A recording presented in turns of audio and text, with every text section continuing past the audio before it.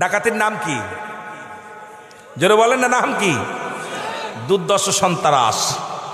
এই সন্ত্রাস দেখো, এই সন্তানের কান্না চোখের মধ্যে আসে, যা দেখে কোরআনুল কারীম বুকের মধ্যে ধরে কান্দেন।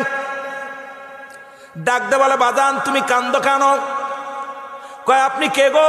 আমি তো, আমার তুমি শোনো না, আমি এলাকার একজন ব্যক্তি, এলাকার মধ্যে বাড়ি, রাতে কাম করি দিনে ঘুমায়। কি করি? রাতে কাম করি দিনে ঘুমায়। বালক ডাকতে বলে, বাবা আমি কেন কান্দি? পৃথিবীর মধ্যে আমার মা নাই, পৃথিবীর মধ্যে আমার বাবা নাই। আমি ওই যে মাদ্রাসায় পূর্ব দেলোয়ার হাফেজিয়া এতিমখানা মাদ্রাসার ছাত্র আমি। আজকে আব্বা মা না থাকার কারণে, কথার কথা বলতেছি ভালো করে শুনে নেন বাবা, এই মা বাবা না থাকার কারণে তেল কিনতে পারি নাই, আমি বাতি জ্বালাইতে পারি নাই। আমার বন্ধুরা সবাই লেখাপড়া করে, খোদার কোরআন শিক্ষা করে, আমার বন্ধুরা কোরআন পড়ে, আমি পড়তে পারি নাই। মনে বড় দুঃখ নিয়া এই জঙ্গলের মধ্যে বসে বসে আমি কান্দি, মনে বড় কষ্ট নিয়ে জঙ্গলের মধ্যে বয়া বয়া কান্দি। যখন বলছে কোরআন পড়তে পারি না, কোরআনটা হাতের মধ্যে দেখে ডাকাত বসিরউদ্দিন, আর বসিরউদ্দিন নাই, ডাকতে বলে, বাবারে একটু ধৈর্য ধর, তোর বাবা নাই, তোর মা নাই, তাতে কি হয়েছে, আমরা তো আছি। আজকে যেমন পূর্ব দেলোয়ার মানুষগুলো এতিমদের জন্য চাউল, এতিমদের জন্য টাকা পয়সা, এতিমদের জন্য যারা হাতটা বাড়াইলেন, এত মজা পাইছি রে বাবা, বসে বসে শুনতেছিলাম। আর চিন্তা করলাম, এমনও মানুষ 10টা টাকা মানুষকে চা খাইতে পারে না, কিন্তু এতিমখানার কথা বলার সঙ্গে সঙ্গে 1000, 2000, 5000, 100, 500 সবাই পাগলের মতো সুরে মারছে জান্নাতের বাগানে। জোরে জোরে বলেন মারহাবা।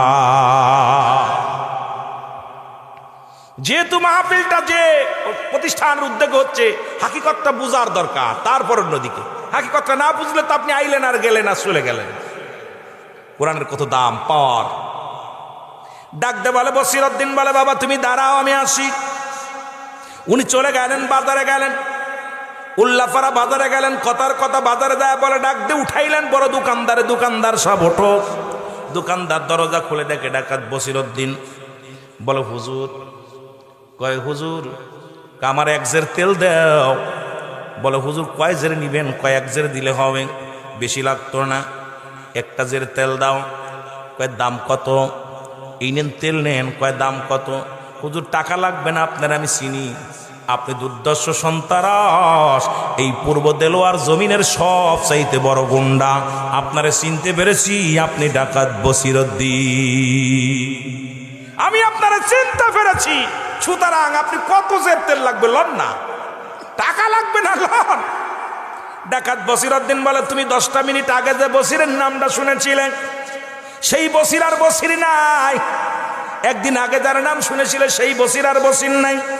বলো তোমার তেলের দাম কত? তেলের টাকা নাও। টাকাগুলো দিয়ে দিলেন, দিয়ে আমার মাথায় উঠায় দাও। দোকানদার কয়, ভাই বসিরউদ্দিন, এই তেলটা আমার মাথায় বহন করে আমি মাদ্রাসা পর্যন্ত নিয়ে যাব। কয় ওই যে দেখো, ওই মাদ্রাসা এতিমখানার ছাত্ররা কোরআনুল কারীম পড়ে রে, আর ওর মধ্যে এক এতিম সন্তান কোরআন পড়তে পারে না, ওই কোরআনের মহব্বতে চোখের পানি সেরে সেরে কান্দে। সুতরাং আমি বসির সহ্য করতে পারি না, তোমার তেলের দামটা লও, তাড়াতাড়ি লও। দোকানদার বলে, বসির ভাই আমি তেলটা মাথায় করে বহন করে দিয়ে আসি। কয় না, আমার মাথা উঠায় দাও, কারণ ওই ছেলেটা কোরআনের পাখি, কোরআনের পাগল,